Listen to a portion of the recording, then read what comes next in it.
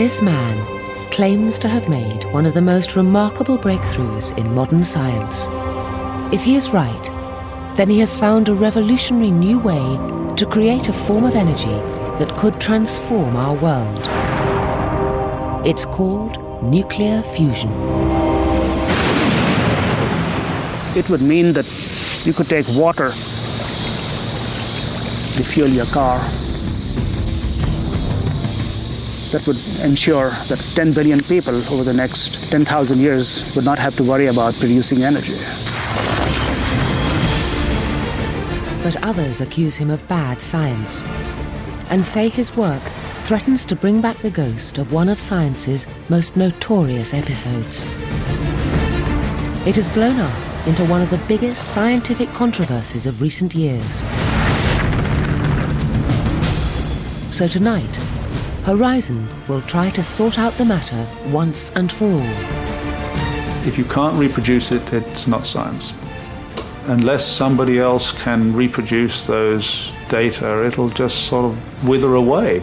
We have assembled a team of experts to conduct a unique experiment to test out these claims. If the result is positive, then this man will be on the way to a Nobel Prize.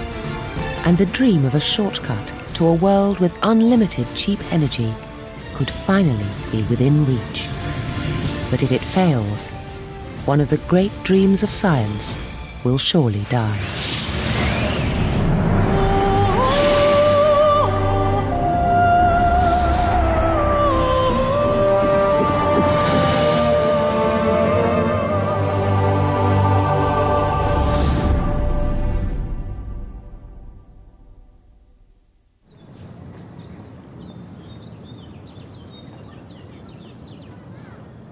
The small town of Oak Ridge in Tennessee has witnessed some remarkable scientific discoveries.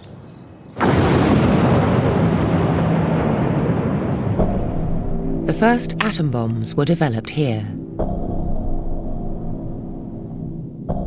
And since then, the Oak Ridge National Laboratory has been home to some of the US government's most secret nuclear research projects.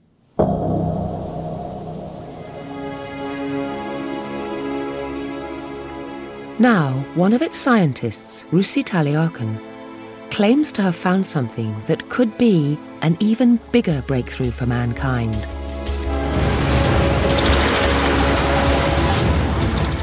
It's something that could potentially liberate millions of people trapped in poverty, save us from global warming, and transform the entire global economy.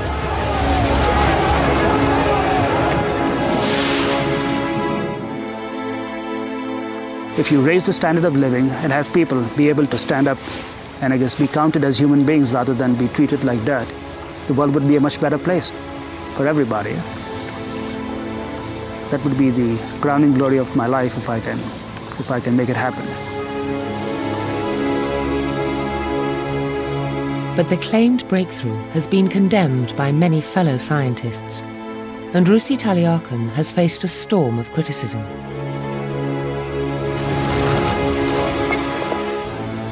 We had to stand firm on what we believed to be right. We knew that whatever data was obtained under the best of circumstances, with the best of intentions, and with whatever resources we had. And we believed the data. What Russi Taliakan claims to have found is one of science's holiest grails: nuclear fusion.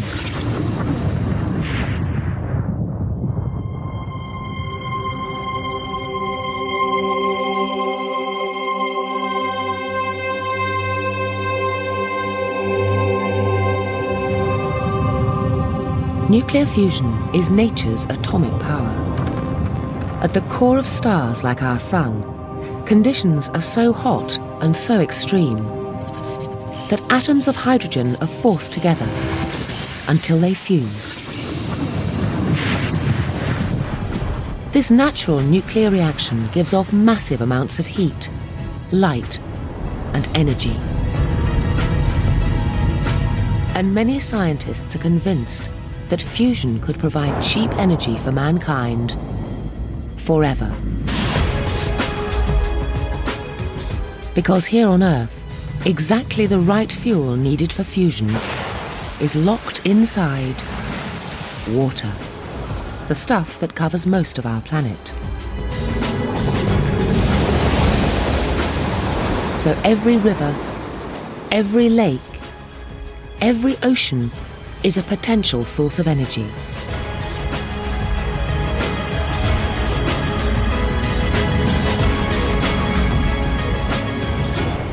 Enough for everyone on the entire planet for millions of years.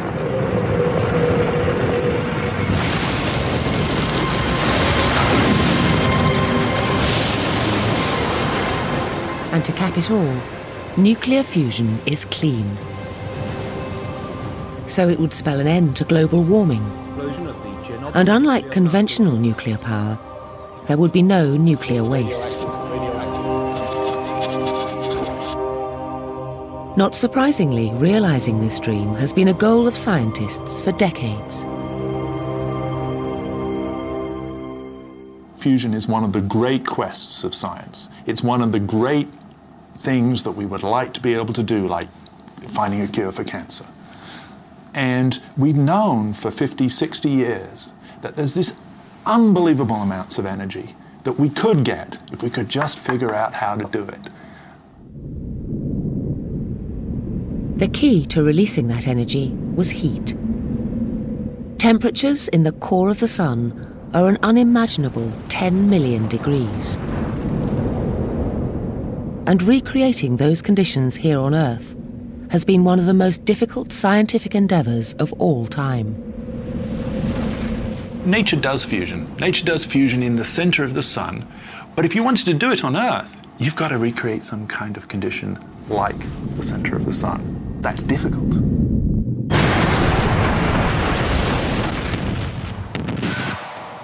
For over 30 years, and at a cost of billions, mammoth fusion machines were built to try and achieve this goal. But the experiments always used up more energy than they ever produced. 10, 9. Until in 1991, a team at this laboratory in Oxfordshire finally succeeded in producing enough energy to light up a few houses. 0.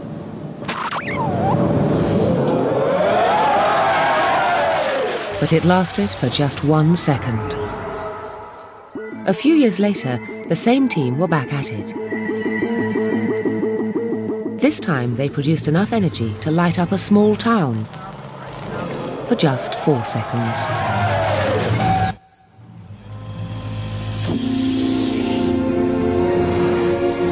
These bursts of energy were so short-lived that fusion scientists had to admit that the practical reality of a world with unlimited clean energy was still as far away as ever.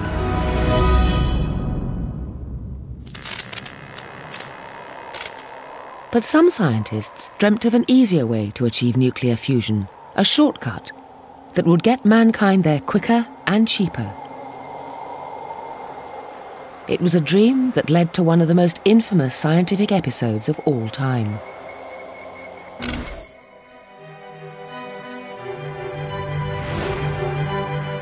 On the 23rd of March 1989, Professor Martin Fleischmann made the most extraordinary claim.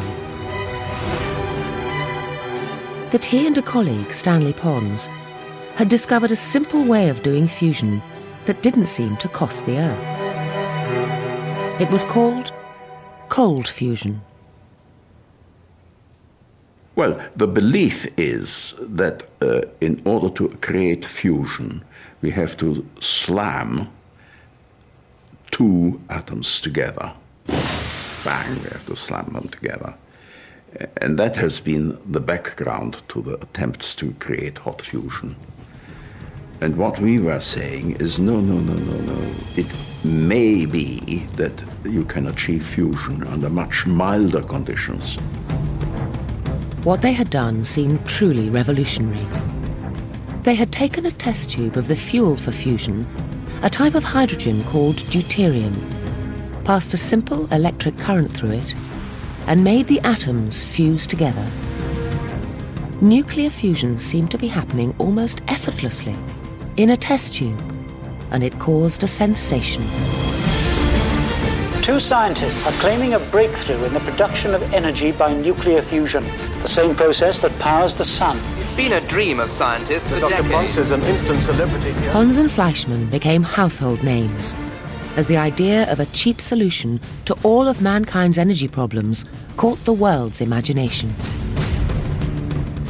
The rest of the scientific community quickly scrambled to catch up with Pons and Fleischmann and repeat what they had done. Any scientific process ought to be able to be reproduced exactly. Okay, we stop it there. Okay. Like about 100 or maybe 200 other labs around the world, within a day, Princeton had set up some cold fusion experiments and everybody was trying to replicate the results. Several hundred research teams around the world have been trying to prove the cold fusion All theory. over the country have been rushing to replicate and test the results of an apparently successful nuclear fusion experiment. Could be $100 million worth of research was done in a couple of weeks. In terms of all the people's salaries that were paid for that time, all the people who are thinking about it, all the people who are trying to reproduce it, all the people who are spending their time carefully reading the paper and trying to understand it. The world waited expectantly to see if the results could be reproduced. And to begin with, it seemed to go well. Scientists at the University of Texas say they've repeated the experiment which claims to create nuclear fusion at room temperature. 109, okay. This morning's pictures from the Texas University showed energy and maybe history in the making. Minus 3.1, 44. The key was tiny particles called neutrons. Whenever fusion happens, neutrons are given off. So in theory, the presence of neutrons would prove that fusion had taken place.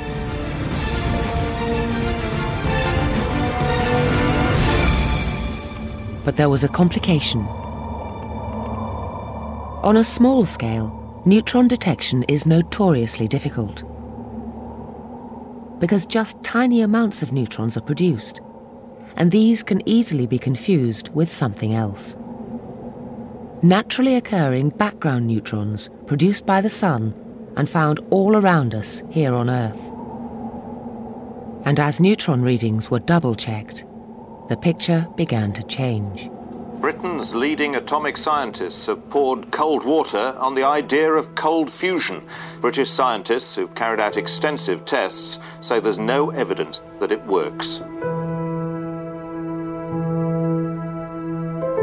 This would have been a very significant discovery, and we're very sad that we've put all this effort in and failed to find anything. Most groups across the globe eventually agreed that all they could find were background neutrons. But it had taken several months and cost millions of pounds to reach that conclusion. With no fusion neutrons, whatever was happening simply couldn't be fusion.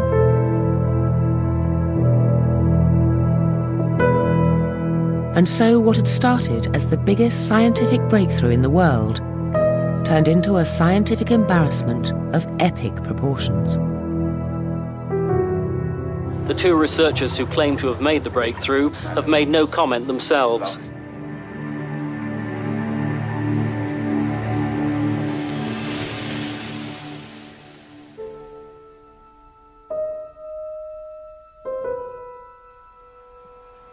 There was a conflict situation within the newspapers, which escalated in the university. It was very bad.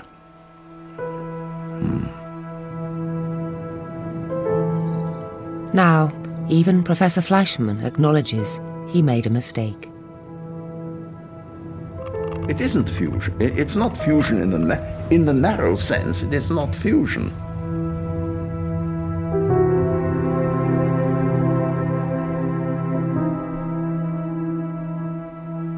Charlatans, frauds, yes.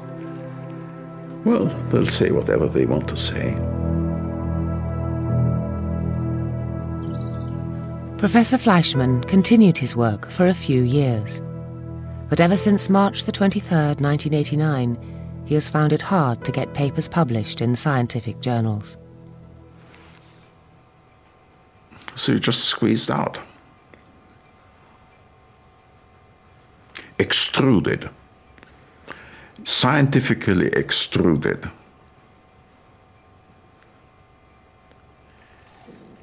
Well, never mind.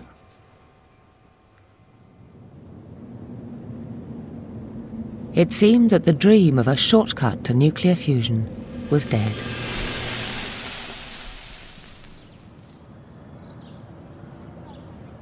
But then something happened to resurrect the dream. It began when physicist Seth Putterman heard about something that seemed more like magic than science. It was a way of turning sound into light. Seth Putterman was so intrigued by this idea that he set about trying to do it himself. It's a process called sonoluminescence. The first time I saw sonoluminescence was in a darkened room. I was transfixed to look at this spherical flask of fluid. And you'd look into the center, and in the center see a glowing blue-purple light, which could be seen with the unaided eye. It looked like a star in the heavens.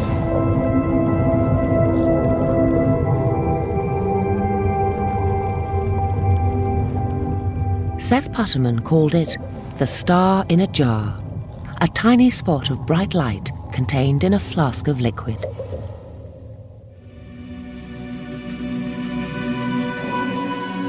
This star in a jar is made when a sound wave is passed through a small bubble inside a flask of liquid. And this sound wave makes the bubble do something remarkable. First it expands, then it collapses.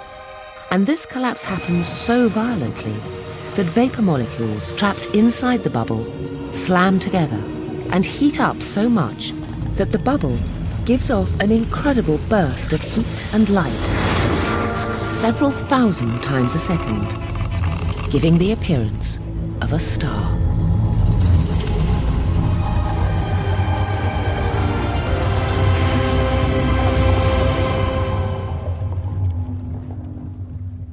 What made the phenomenon so exciting was the temperature of this star in a jar. On its surface alone, the light burns at tens of thousands of degrees. And Seth Putterman now contemplated a tantalizing possibility. Could the core of the collapsing bubble be even hotter? Hot enough for fusion?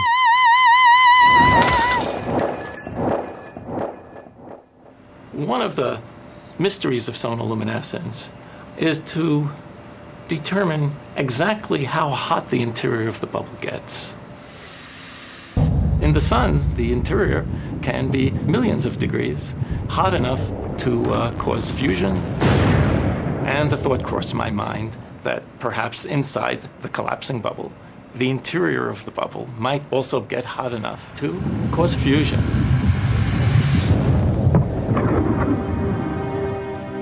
If so, this would be something truly amazing. By simply bombarding tiny bubbles with sound waves, temperatures of over 10 million degrees would be created. And nuclear fusion, the same reaction that powers the sun, would be happening almost effortlessly here on Earth.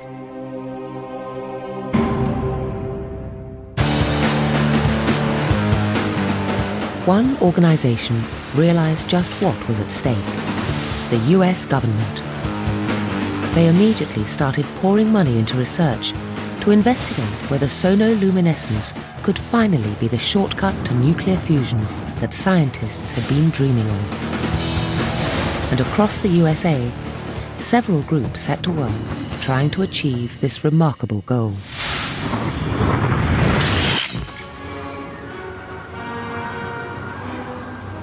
One of those groups, based at Oak Ridge National Laboratory, was led by Russi Taliarkin.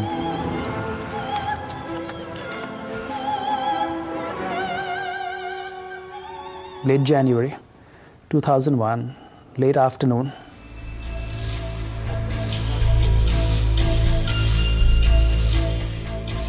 Trying to look for signals.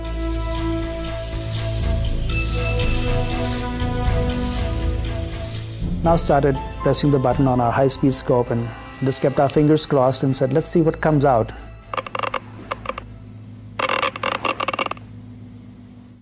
The very first time around, it started clicking. That was extremely exciting. The clicking was the sound of a detector recording neutrons, the telltale sign of nuclear fusion. At the first attempt, it seemed that Russi Taliarkin had done what nobody else had been able to do: make his star in a jar hot enough for nuclear fusion.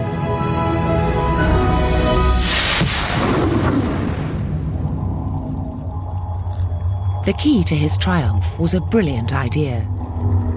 In sonoluminescence, vapor molecules trapped inside the bubble smash together, heat up, and give off a flash of light. But Russi Taliarkin realized that too many molecules might actually cushion the bubble's collapse, and so the reaction wouldn't be violent enough for fusion.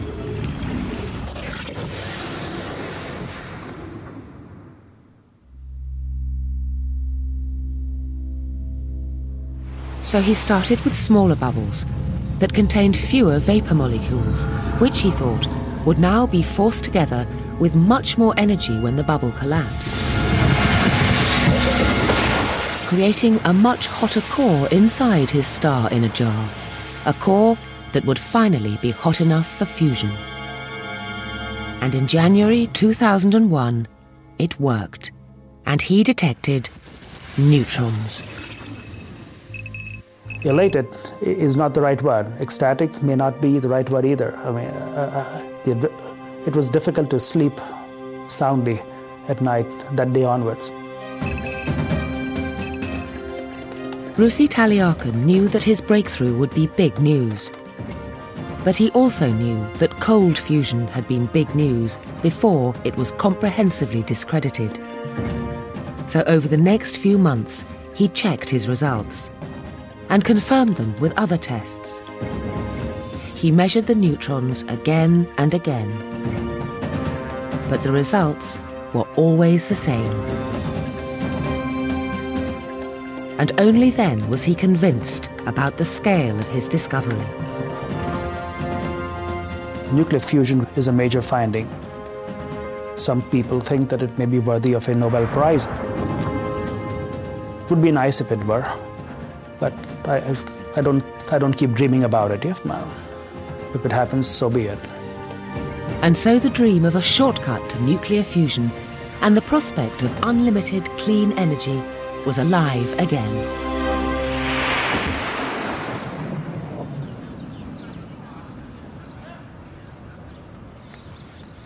But that was just the beginning of the story. For such a huge breakthrough to be scientifically accepted, the results first had to be published. Russi Taliarkin aimed high and sent his paper to one of the most prestigious scientific journals in the world, Science magazine. Its editor, Don Kennedy, remembered just what had happened with cold fusion. With the overhang of cold fusion, one would naturally be a little hesitant about a fusion claim that looks improbable. But you shouldn't ignore something because it's scary. I think the experiments were very well done. I found them convincing. And so, although we recognized that this was going to be controversial, we really thought it was a very interesting finding. Science magazine sought out the opinions of other experts in the field.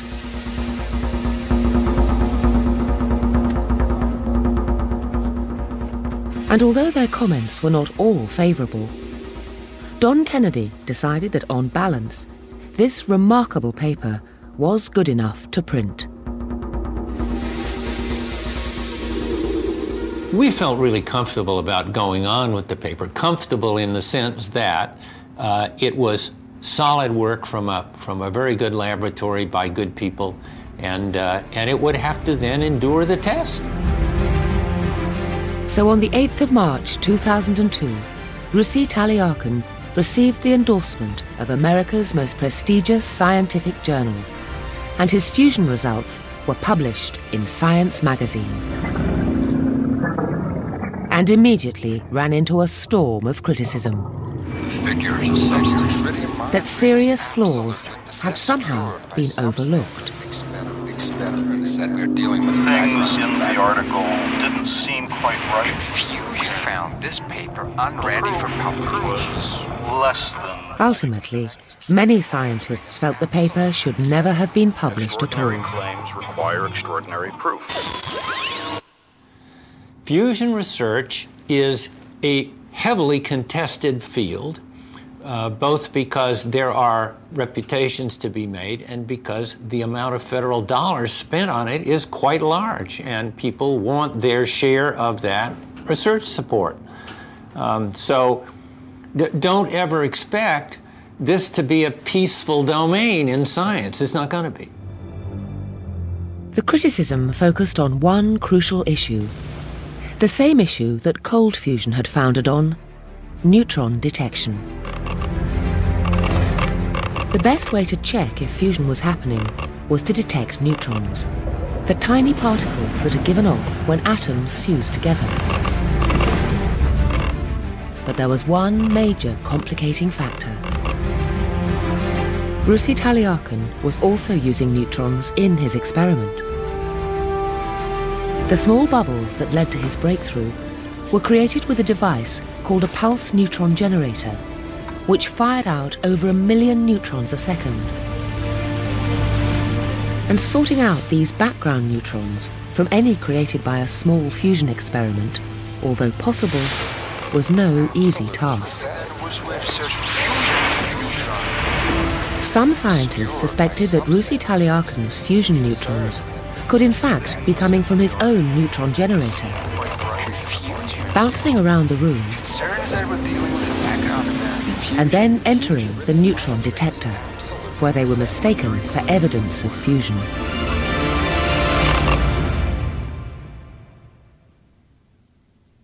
Russi Talyakin had an answer. He had conducted several control experiments to rule out the influence of background neutrons.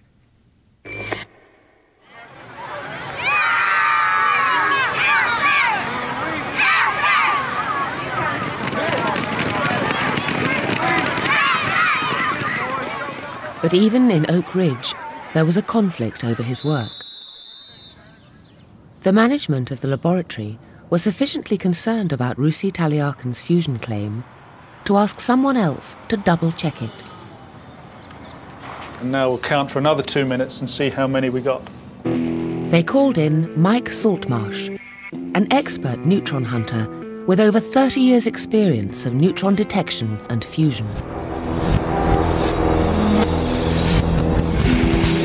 42,043 neutrons. 42884. The reason I was asked to look at it is actually, I hate to sound immodest, but I'm rather a good experimental physicist, and I do bring a background in neutron detection.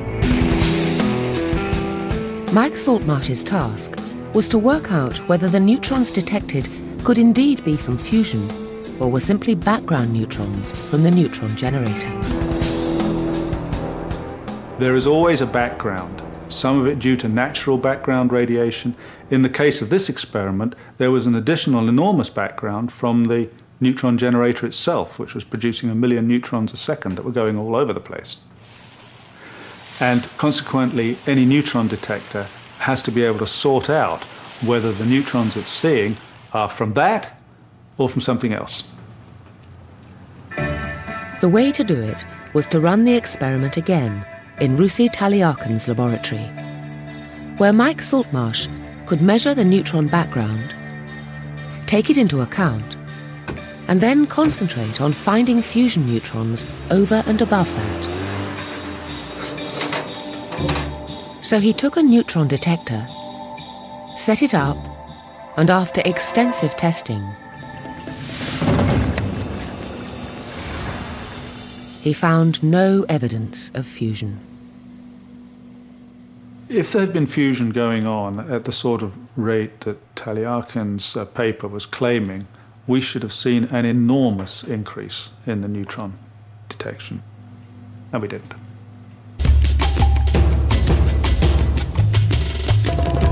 Instead, Mike Saltmarsh thought that any fusion finding could be explained by the background neutrons from the pulse neutron generator. So he wrote up his report. And a couple of months after Russi Taliakin's paper, this was also published. It was a damning conclusion.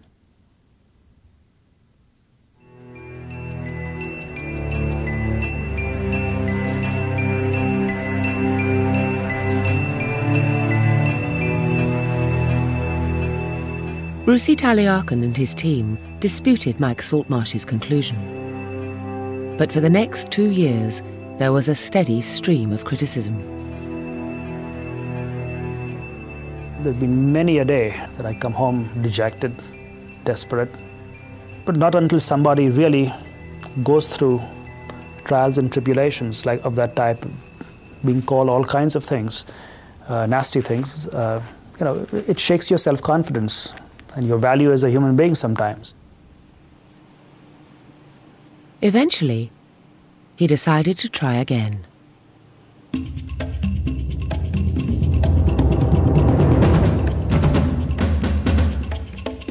So he designed a new experiment with better neutron detection. And after months of checking and confirming, the results were ready. This time, the neutron signal was even stronger. And he was convinced it simply had to be from fusion. Now there is very, very, very little or absolutely no chance that these neutrons could be confused as having come from the pulse neutron generator. So he sent these results to Physical Review E, a highly respected journal. And after an extraordinarily thorough review, they were accepted for publication. Look, everything we've gone through, all the trials and tribulations and the gut-wrenching feelings that you could be wrong and you might be making a fool of yourself on the world stage, you feel like, I guess you've been, what's the right word, vindicated. But despite this second publication, many skeptics still weren't convinced. They believed that there was one vital measurement that still hadn't been made. It was a measurement that could finally prove once and for all whether Russi Taliakin's neutrons really were from fusion. It was all to do with timing.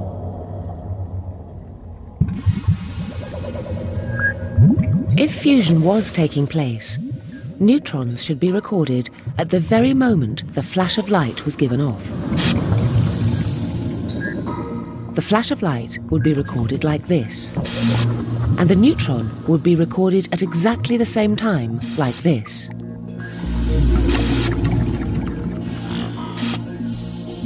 But there was a complication.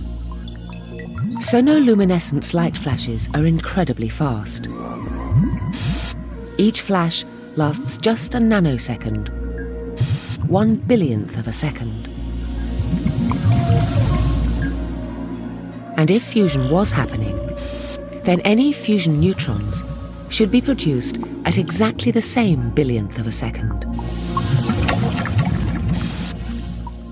And should be recorded like this, together. But Russi Taliakin's instruments could not measure with nanosecond accuracy. They measured over a much longer timescale, which meant that stray background neutrons recorded sometime after the flash of light, here or here, or here, could still be mistaken for signs of fusion.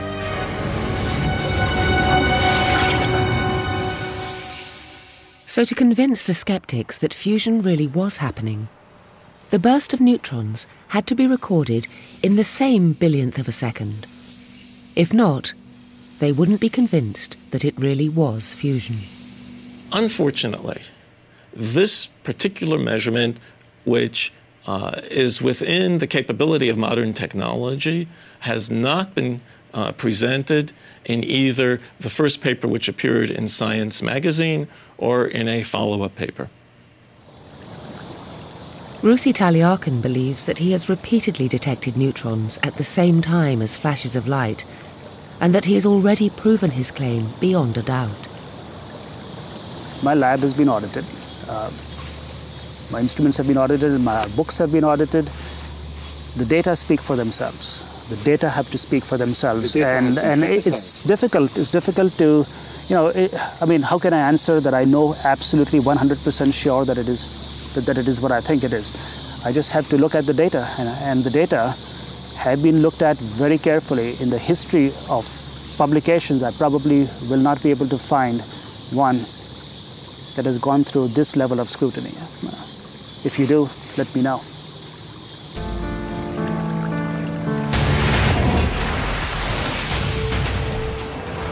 If he's right, a great discovery has already been made.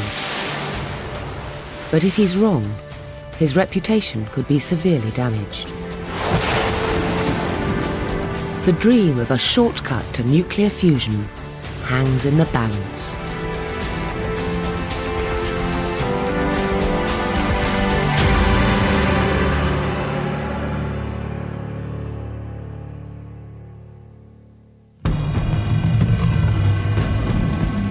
So tonight, on Horizon, we've decided to try to resolve this extraordinary dispute once and for all. We're going to try to make fusion ourselves, the same way Russi Taliakin says he does it. It'll be the first comprehensive and independent attempt to repeat Russi Taliakin's fusion results. A sacred scientific principle is at stake. The principle of reproducibility. Nothing is too wonderful to be true that it can't be reproduced in another experiment. And this is what distinguishes science from religion. If Russi Taliakin's results cannot be reproduced independently, the claim could suffer the fate of cold fusion. Well, professionally, it would be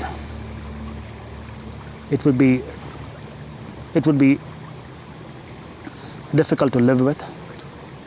But on a personal level, I don't care.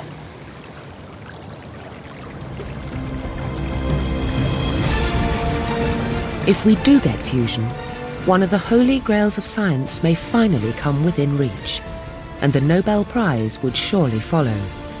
For Russi Taliakin, if not for Horizon. So we've assembled the best experts to try and sort it out. Seth Putterman, the man who first realised the potential of sonoluminescence, will run the experiment. Whilst back in the UK, a team of leading experts will scrutinise the experiment and analyse the results.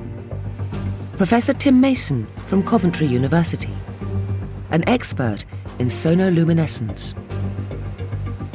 Dr. Nigel Hawkes, a world-renowned expert on neutron detectors from the National Physical Laboratory. Dr. Mike Laughlin from the UK Atomic Energy Authority, an expert fusion neutron hunter brought in to check the neutron data. And Professor Kathy Sykes to help cut through the technical jargon. We even invited Russi Taliakin to come to the laboratory and check Seth Putterman's equipment. But he declined our invitation on the basis that in the small and competitive world of fusion science, he did not feel comfortable with Seth Putterman's group. I would help out anybody who I felt comfortable with. I would, but I've got to be comfortable with that particular group. Why is that? Because it's not just science. I will not answer that question right now.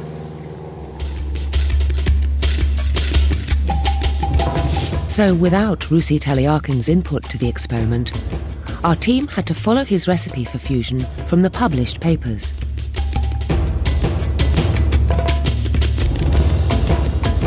In early October 2004, Seth Putterman and his team went to work. In addition to how carefully it's degassed? That's actually the biggest key that First, they set up the experiment. we have to get rid of the dirt, or else it's just going to cavitate everywhere. So we have to make sure we filter it to get rid of it. They started with a liquid in which the bubble would be created, a liquid called acetone, to which deuterium, the type of hydrogen needed for fusion, was added. And so we have to make sure we filter it extra well.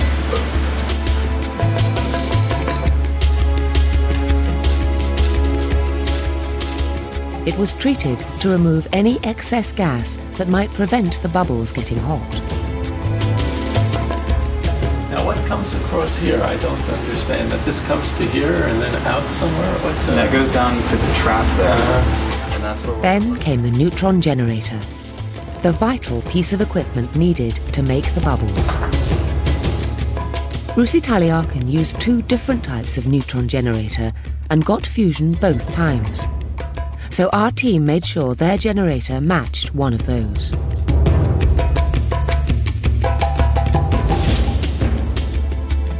Then the flask in which the bubbles would be created was installed. The cell looks a little bit foggy. It's still cold from the refrigerator. Russi Taliakin said that the design of the flask was important. It had to survive being bombarded with sound waves. So our team ensured that their flask was up to the same job. Finally, Seth Putterman made one major improvement, and a neutron detection system much more accurate than that used by Russi Taliakin was installed. Using this, Seth Putterman would be able to record any fusion neutrons at the exact moment, the very same nanosecond as the flash of light. If there were any there at all. So just to be clear, that we can really compare the 2 experiments. Because of the specialised nature of the equipment, not everything could be identical. So we asked our UK experts to scrutinise whether minor differences in equipment were likely to prevent fusion. There is one classic difference, which is the source of the neutron. The energies are different. The source produces lower energy neutrons. Now, would that matter? Not according to Taliakin, because in his first paper he said he got this effect. The neutron generator got a clean bill of health. Is the sound wave that he's applied just the same? Slightly different frequency?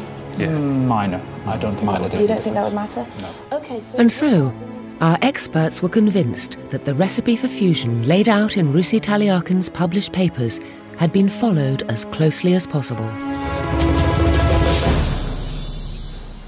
Confident that he could reproduce Russi Taliakin's vital scientific conditions, Seth Putterman went to work. So have we got the deuterated acetone in the cell? Everything degassed just well. So we're cooling down now in order to get to 0 degrees? Yeah, we're getting there. We're at 7.5 degrees. And Brian put the source in? Yeah, put the source in. Ready to roll. Let's get the data. Let's see what we can find. Yeah.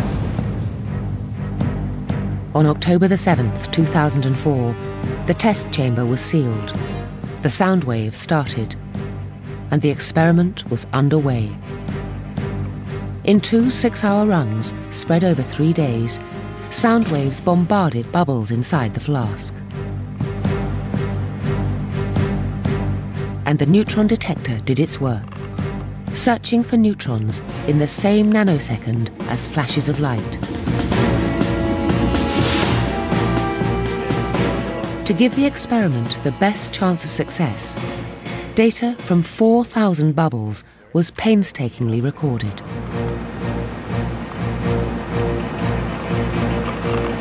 It looks like a really good resonance. It's good.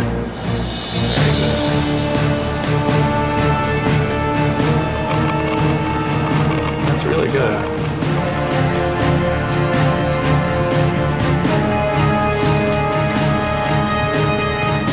And when the experiment finished, to ensure fair play, all the data was sent off to the UK to be thoroughly checked and analysed.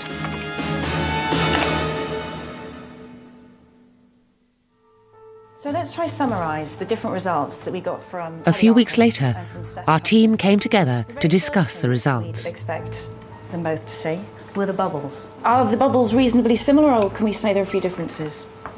They're the same, They're the same, as far as we can tell. as far as we can tell, okay? And then we've got the sonoluminescence. So these are the flashes of light. We know that Rossi saw them. How about Seth? Did he get that too? Yes, he saw it as well. So there's a load of energy being produced. We know It was clear that our experiment successfully produced bubbles that gave off flashes of light. when you get the flash of light, that's exactly the same time that you expect the neutron to be produced. Yes, if the neutron is coming from fusion, you'd expect to see it at the same time as the flash of light. But then it came down to the biggest question of all.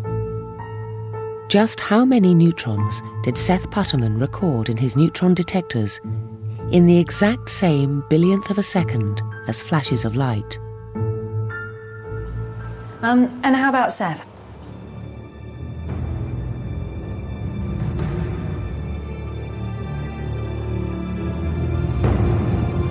None above the background. None. None at all.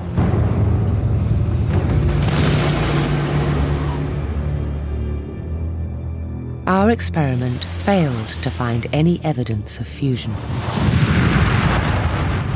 We put this conclusion to Russi Talyakin. He said that it had taken him several years to perfect the exact conditions necessary for fusion, and that because our experiment was not an identical copy of his, any one of several differences might have affected the outcome.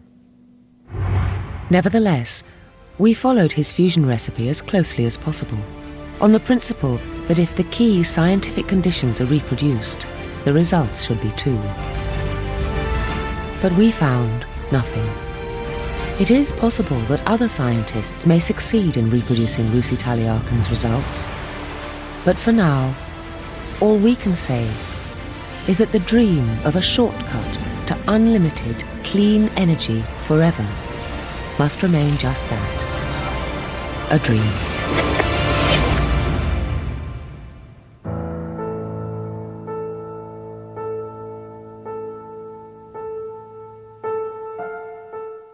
Next week, one of the most controversial subjects in science, designer babies. Could we one day create a world where every child is genetically perfect? And if we could, would it be right? Horizon cuts through the hype to get at the truth. What is a designer baby, and can we really create one?